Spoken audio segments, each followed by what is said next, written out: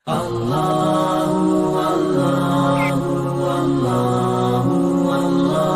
اشرح لي صدري ويسر لي أمري واحلل عقدة من لساني يفقهوا قولي. أعوذ بالله من الشيطان الرجيم. بسم الله الرحمن الرحیم. قد نرى تقلب وجهك في السماء، بے شک ہم دیکھتے ہیں بار بار اٹھنا تیرے منہ کا آسمان کی طرف. فَلَنُوَلِّيَنَّكَ قِبْلَةً تَرْضَاهَا، سو البتہ پھیریں گے ہم تجھ کو جس قبلہ کی طرف تو راضی ہے. فَوَلِّ وَجْهَكَ شَطْرَ الْمَسْجِدِ الْحَرَامِ، اب پھیر منہ اپنا مسجد حرام کی طرف.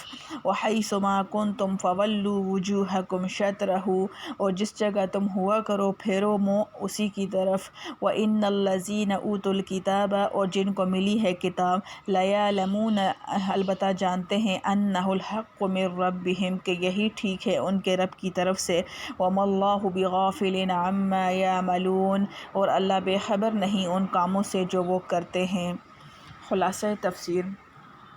آپ صلی اللہ علیہ وسلم جو دل سے کعبہ کے قبلہ ہونے کی خواہش رکھتے ہیں اور امید وحی میں بار بار آسمان کی طرف نظر اٹھا کر بھی دیکھتے ہیں کہ شاید فرشتہ حکم لے آئے، سو آپ صلی اللہ علیہ وسلم کا منہ کا بار بار آسمان کی طرف اٹھنا ہم دیکھ رہے ہیں. اور چونکہ ہمیں آپ صلی اللہ علیہ وسلم کی خوشی پورا کرنا منظور ہے، اس لیے ہم وعدہ کرتے ہیں کہ آپ صلی اللہ علیہ وسلم کو اسی قبلہ کی طرف متوجہ کر دیں گے جو آپ صلی اللہ علیہ وسلم کو پسند ہے.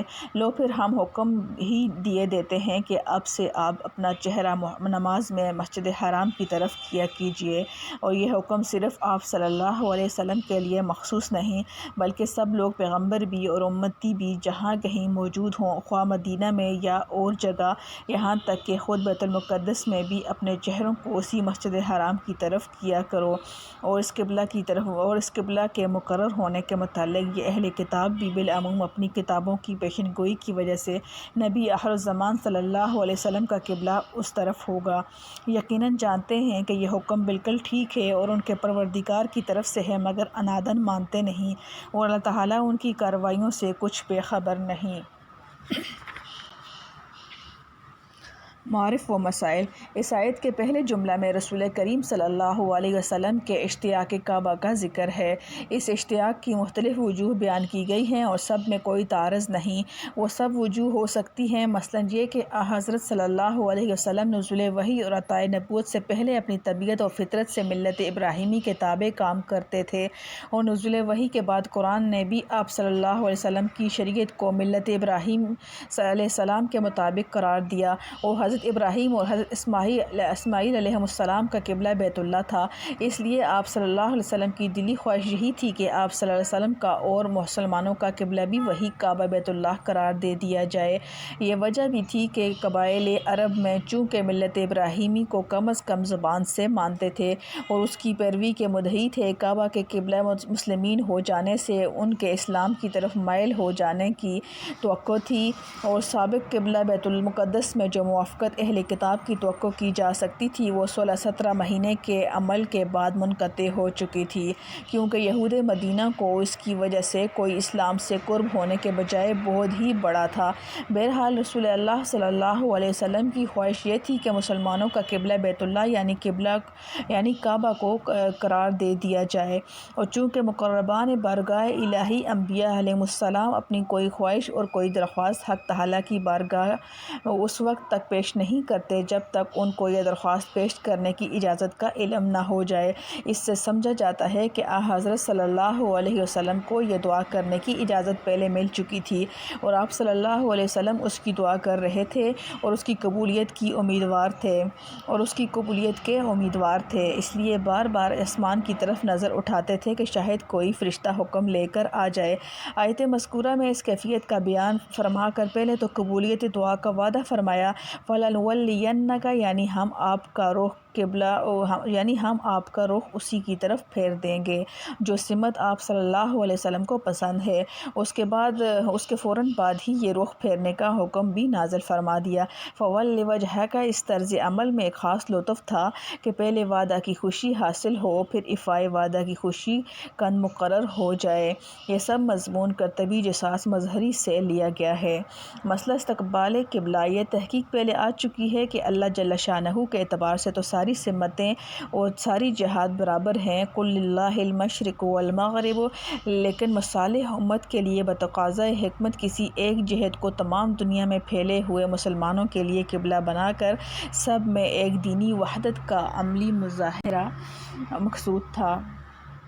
وہ جہت بیت المقدس بھی ہو سکتی تھی، مگر رسول اللہ صلی اللہ علیہ وسلم کی تمنا کے مطابق کعبہ کو قبلہ بنانا تجویز کر لیا گیا اور اسی کا حکم اس آیت میں دیا گیا۔ اس کا مقتضا یہ تھا کہ اس جگہ فَوَلِّ وَجْهَكَ إِلَى الْكَعْبَةِ أَوْ إِلَى بَيْتِ اللَّهِ فرمایا جاتا، مگر قرآن کریم نے یہ عنوان بدل کر شطر المسجد الحرام کے الفاظ اختیار فرمائے۔ اس سے کئی اہم مسائل استقبال قبلہ کے بارے میں واضح ہو گئے۔ اول یہ کہ اگرچہ اصل قبلہ بیت اللہ ہے جس کو کعبہ کہا جاتا ہے، لیکن یہ ظاہر ہے کہ اصل بیت اللہ کا استقبال اسی جگہ تک ہو سکتا ہے جہاں تک بیت اللہ نظر آتا ہے۔ جو لوگ وہاں سے دور ہیں اور بیت اللہ ان کی نظروں سے غائب ہے، اگر ان پر یہ پابندی عائد کی جائے کہ عین بیت اللہ کی طرف رخ کرو تو اس کی تعمیل بہت دشوار ہو جائے۔ خاص آلات و حسابات کے ذریعے بھی صحیح سمت کا استخراج دور کے شہروں میں مشکل اور غیر یقینی ہو جائے، اور شریعت محمدیہ صلی اللہ علیہ وسلم علی صاحبہم الصلاۃ والسلام کا مدار سہولت و آسانی پر رکھا گیا ہے۔ اس لیے بجائے بیت اللہ یا کعبہ کے مسجد حرام کا لفظ رکھا گیا، جو بنسبت بیت اللہ کے بہت زیادہ وسیع رقبہ پر مشتمل ہے۔ اس کی وجہ اسی کی طرف رخ کر پھیر لینا دور دور تک لوگوں کے لیے آسان ہے۔ پھر ایک دوسری سہولت لفظ شطر اختیار کر کے دی گئی ہے، ورنہ اس سے مختصر لفظ الی المسجد الحرام تھا، اس کو چھوڑ کر شطر المسجد الحرام فرمایا گیا۔ شطر دو معنی کے لیے استعمال ہوتا ہے، ایک نصف شے، دوسری سمت شے۔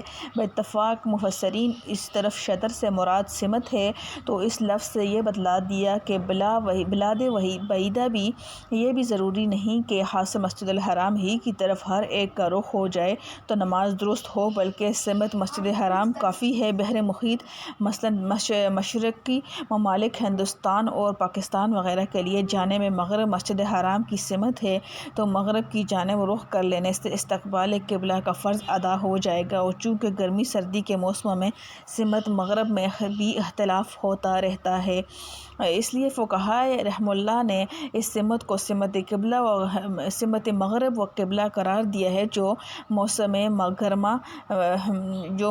گرما سرما دونوں مغربوں کے درمیان ہے، اور قواعد ریاضی کے حساب سے یہ صورت ہوگی کہ مغرب الصیف اور مغرب شتاء کے درمیان 48 ڈگری تک کے سمت قبلہ قرار دی جائے گی، یعنی 24 ڈگری تک بھی اگر دائیں بائیں مائل ہو جائے تو سمت قبلہ فوت نہیں ہوگی، نماز درست ہو جائے گی۔